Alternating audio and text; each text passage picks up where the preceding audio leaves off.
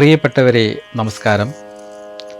ഐതിഹ്യ കഥകളിൽ ഞാൻ ഇന്ന് പറയാൻ പോകുന്നത് വളരെ വ്യത്യസ്തമായ ഒരു കഥയാണ്. കാലഹരണപ്പെട്ട പ്രമാണം.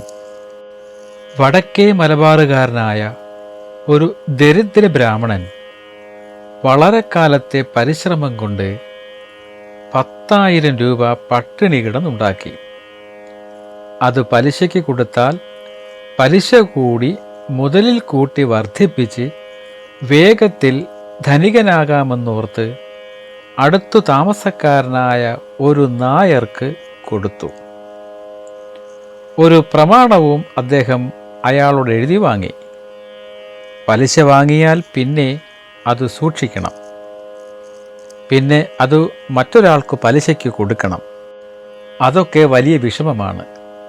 പലിശ വാങ്ങാതെയും തരാതെയുമിരുന്നാൽ അത് മുതലിൽ ചേർന്നുകൊള്ളും. വേറൊരാളെ അന്വേഷിക്കുകയും വേണ്ട എന്നു മാത്രമല്ല, ഉള്ള മുതൽ ഒന്നായി ഒരിടത്ത് കിടക്കുന്നതാണല്ലോ നല്ലതും. എന്നിങ്ങനെയുള്ള ചിന്തകൾക്ക് അധീനനായ ആ ബ്രാഹ്മണൻ പ്രമാണം ഇല്ലത്തു കൊണ്ടുപോയി ഭദ്രമായി സൂക്ഷിച്ചു വെച്ചിട്ട് പഴയപടി ക്ഷേത്രങ്ങൾ തോറും നടന്ന് നമസ്കാരമുണ്ടും പ്രതിഗ്രഹങ്ങൾ വാങ്ങിയും അങ്ങനെ കുറേ കാലം കഴിച്ചുകൂട്ടി. അതിനിടയ്ക്ക് കുറേ പണം കൂടി ആ ഇനത്തിൽ സമ്പാദിക്കുകയും ചെയ്തു. ആ കാശ് പോലും ആവശ്യത്തിനു ചെലവാക്കാത്ത ആ ബ്രാഹ്മണനാണോ അനാവശ്യത്തിനു പണം ചെലവാക്കുന്നത്? കിട്ടുന്ന പണമെല്ലാം ഇല്ലത്തു കൊണ്ടുപോയി ഒരു മടിശീലയിൽ ഇട്ടു കെട്ടി പെട്ടിയിൽ വെച്ചു പൂട്ടി താക്കോലും പൂണൂലിൽ കെട്ടിയിട്ടുകൊണ്ടായിരുന്നു അദ്ദേഹത്തിൻ്റെ താമസവും സഞ്ചാരവുമെല്ലാം. അങ്ങനെ കുറേ നാൾ കഴിഞ്ഞപ്പോഴേക്കും കടം വാങ്ങിയ നായർ എഴുതി കൊടുത്തിരുന്നതും ഭദ്രമായി പെട്ടിയിൽ സൂക്ഷിക്കപ്പെട്ടിരുന്നതുമായ പ്രമാണം കാലഹരണത്തിലായി. അക്കാര്യം ബ്രാഹ്മണൻ അറിഞ്ഞതേയില്ല. എഴുതിവയ്ക്കുന്നതിന് ഒരു കാലപരിധിയുണ്ട്. ആ കാലപരിധി കഴിഞ്ഞതുകൊണ്ടാണ് കാലഹരണപ്പെട്ടു എന്ന് ചിന്തിച്ചു പോയത്. ഒരുപക്ഷേ പ്രമാണങ്ങൾക്കു കാലഹരണദോഷമുണ്ടെന്നു തന്നെ ആ ബ്രാഹ്മണൻ അറിഞ്ഞിരുന്നില്ലെന്നും വരാം. അങ്ങനെയിരിക്കെ ഒരു ദിവസം കടക്കാരനായ ആ നായർ ആ ബ്രാഹ്മണൻ്റെ ഇല്ലത്ത് പതിവിൻപടി എന്തോ ആവശ്യത്തിനായി ചെന്നു. അപ്പോൾ എന്തോ ആ ബ്രാഹ്മണന് തൻ്റെ പണത്തെപ്പറ്റിയുള്ള ഓർമ്മയുണ്ടായി. അദ്ദേഹം നായരെ അടുക്കൽ വിളിച്ചു. കുശലങ്ങൾ അന്വേഷിച്ചതിന് ശേഷം ഇങ്ങനെ ആവശ്യപ്പെട്ടു: ഇനി നമുക്ക് തരുവാനുള്ള പലിശ കൂടി മുതലിൽ ചേർത്ത് പ്രമാണം ഒന്ന് മാറി എഴുതി തരണം. പലിശ ഇതേവരെ തന്നിട്ടുമില്ലല്ലോ. നായർ പറഞ്ഞു, പലിശ മുതലിൽ ചേർത്ത് എഴുതിത്തരണമെന്ന് പറയുന്നത് സങ്കടമാണ്. അങ്ങനെയായാൽ കുറച്ചു നാൾ കൊണ്ട് അടിയൻ ശുദ്ധ തെണ്ടിയായി തീർന്നു പോകുമല്ലോ. അതൊന്നും പറഞ്ഞാൽ പറ്റുകയില്ല.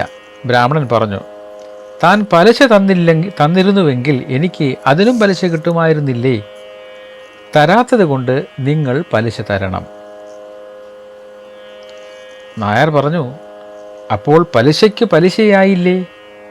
ബ്രാഹ്മണൻ, ആയിക്കൊള്ളട്ടെ, അതിനെന്താ, കൊടുക്കാഞ്ഞിട്ടല്ലേ? അതു വലിയ സങ്കടമാണ്. ഏതായാലും പ്രമാണം എടുത്തോളൂ, ഇപ്പോൾ തന്നെ മാറി എഴുതിയേക്കാം, നായർ പറഞ്ഞു. ബ്രാഹ്മണൻ അകത്തുപോയി പെട്ടി തുറന്ന് പ്രമാണം എടുത്തുകൊണ്ടുവന്ന് നായരുടെ കൈവശം കൊടുത്തു.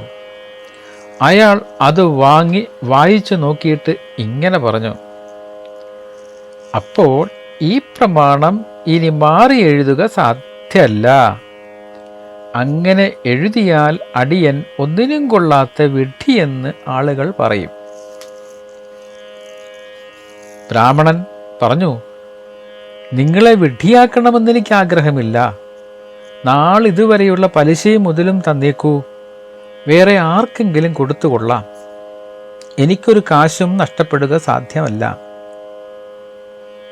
പലിശയെന്നല്ല, മുതൽ പോലും തരാൻ സാധിക്കയില്ല. പണമില്ലാത്ത കാലമാണ്. ഉണ്ടാകുന്ന മുറയ്ക്ക് തരാമോ എന്നും നോക്കാം. നായർ ഒരു ഒഴുക്കൻ മട്ടിൽ പറഞ്ഞു.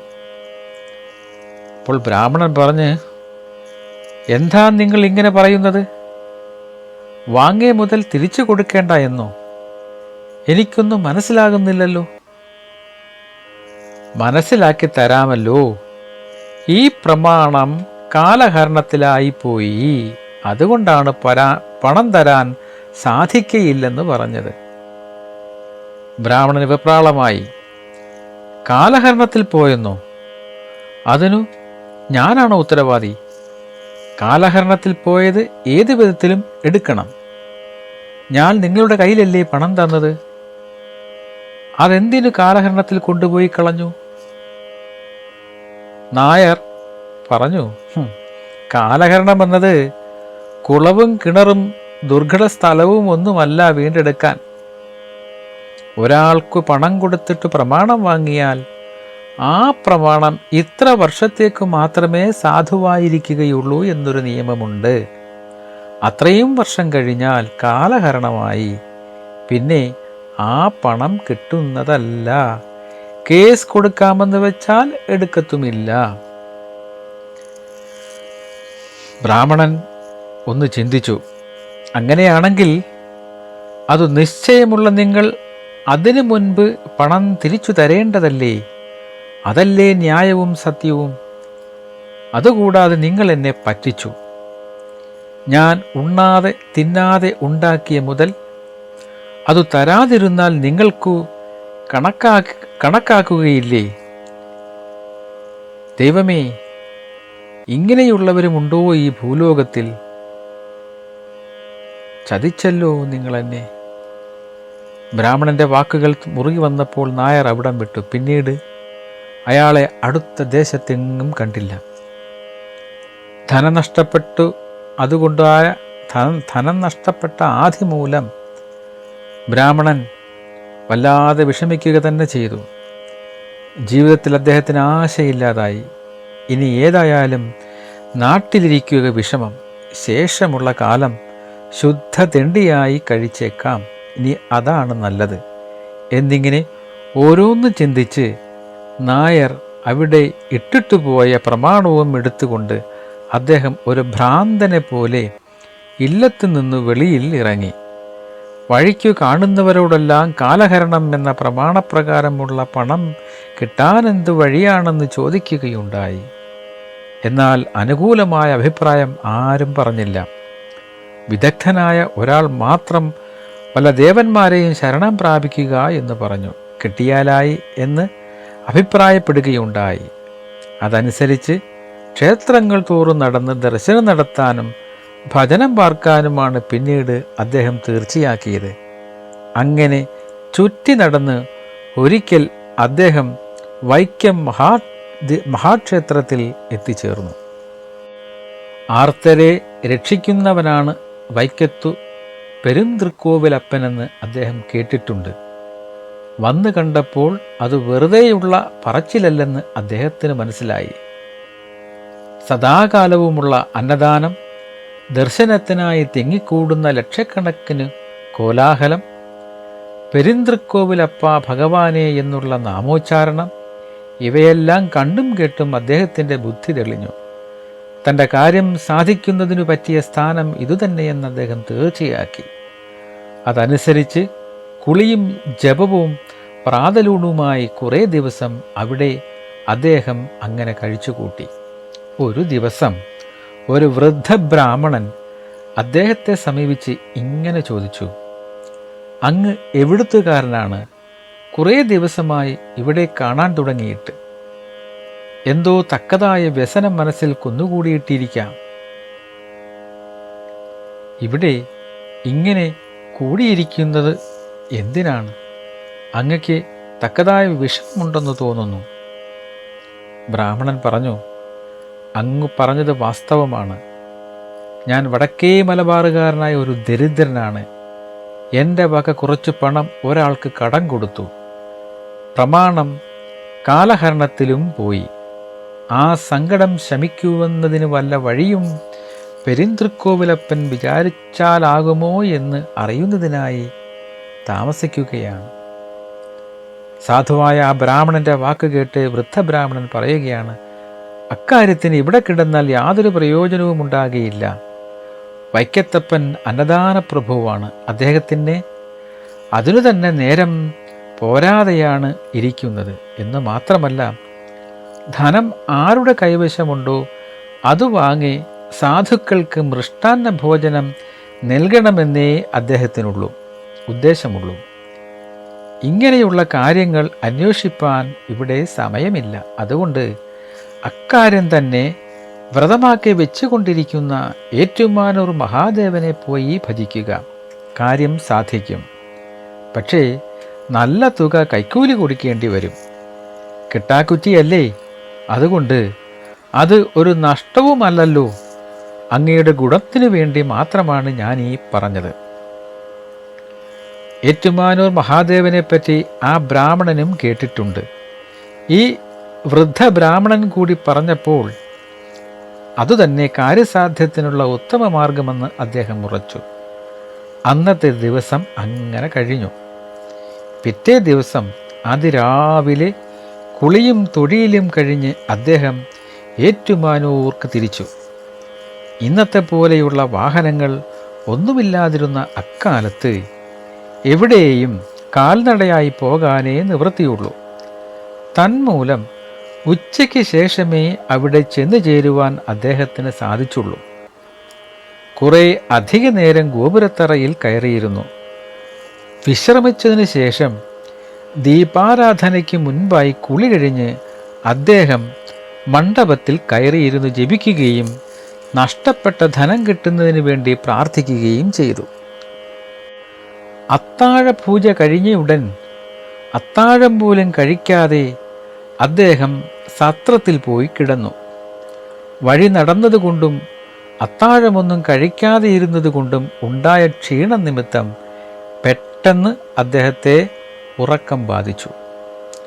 ഉറക്കത്തിൽ കാഷായ വസ്ത്രധാരിയായ ഒരാൾ അദ്ദേഹത്തിൻ്റെ അടുത്തെത്തി കാര്യമെല്ലാം അറിഞ്ഞു. പലിശ എനിക്കും മുതൽ അങ്ങേക്കും സമ്മതമാണെങ്കിൽ ഈ വിവരം രേഖപ്പെടുത്തിയ ഒരു ഓലയോടുകൂടി അങ്ങയുടെ പ്രമാണം ഭണ്ഡാരത്തിൽ ഇട്ടിട്ട് പൊയ്ക്കൊള്ളുക. മുതൽ ഈടാക്കുന്ന മുറയ്ക്ക് അങ്ങയെ വരുത്തി തരുന്നതായിരിക്കും. ഇവിടെ താമസിക്കണമെന്നില്ല എന്ന് പറഞ്ഞിട്ട് മറഞ്ഞു കളഞ്ഞു. പെട്ടെന്ന് ഉണർന്ന ബ്രാഹ്മണൻ ചുറ്റുപാടും നോക്കിയിട്ട് ആരെയും കണ്ടില്ല. മുതൽ അങ്ങേക്കും പലിശ എനിക്കും എന്നല്ലേ പറഞ്ഞത്?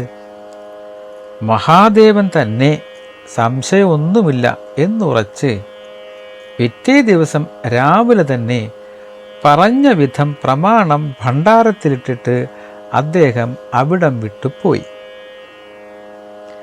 ബ്രാഹ്മണൻ പ്രമാണം നിക്ഷേപിച്ച പിറ്റേ ദിവസം ഭണ്ഡാരം തുറന്ന് അധികാരികൾ തിട്ടപ്പെടുത്താൻ തുടങ്ങി. കുറേ അധിക കാലം കൂടിയിട്ടാണ് അന്ന് ഭണ്ഡാരം തുറക്കുന്നത്. അപ്പോൾ പതിവിന് വിപരീതമായി ഒരു ഓല കിടക്കുന്നത് കണ്ട് അധികാരികൾ അതെടുത്തു നോക്കി. വടക്കൻ നമ്പൂതിരിയുടെ പ്രമാണവും കാലഹരണമുണ്ട്. പക്ഷേ കാലഹരണത്തിന് മുൻപാണ് ഇതിൽ ഇട്ടിട്ടുള്ളത് എന്നു കരുതാം. ഇന്നു തന്നെ കേസ് കൊടുക്കണം. ഇന്നത്തെ തെറ്റിയാൽ കാലഹരണം ഇല്ലാതാക്കാൻ സാധിക്കയില്ല എന്നുറച്ച് അന്നു തന്നെ അവർ കേസ് കൊടുത്തു വാദിച്ചു. ഭണ്ഡാരത്തിൽ കിടക്കുന്ന പ്രമാണത്തിന് കാലഹരണദോഷം പറ്റുന്നതെങ്ങനെ? ഇങ്ങനെയൊരു പ്രമാണം അതിൽ ഉണ്ടെന്ന് ക്ഷേത്ര അധികാരികൾക്ക് നിശ്ചയമില്ലായിരുന്നിടത്തോളം കാലം ഭണ്ഡാരം തുറക്കുന്ന അന്നുവരെ കാലഹരണദോഷം അങ്ങനെയുള്ള പ്രമാണത്തെ ബാധിക്കുകയില്ല എന്നുള്ള യുക്തി അനുസരിച്ച് പണവും പലിശയും കടക്കാരിൽ നിന്നും ഈടാക്കിക്കൊള്ളുവാൻ കോടതി വിധിയുണ്ടായി. കടക്കാരനായ നായർ തൻ്റെ കിടപ്പാടം വിറ്റുകൊണ്ടുവന്ന് ഇടപാട് എത്തിക്കുകയും ചെയ്തു. അതിനുശേഷം ബ്രാഹ്മണനെ ആളയച്ചു വരുത്തി മുതൽ അദ്ദേഹത്തിന് ദാനം ചെയ്യപ്പെട്ടു. പലിശ ഭണ്ഡാരത്തിലേക്ക് പോവുകയും ചെയ്തു.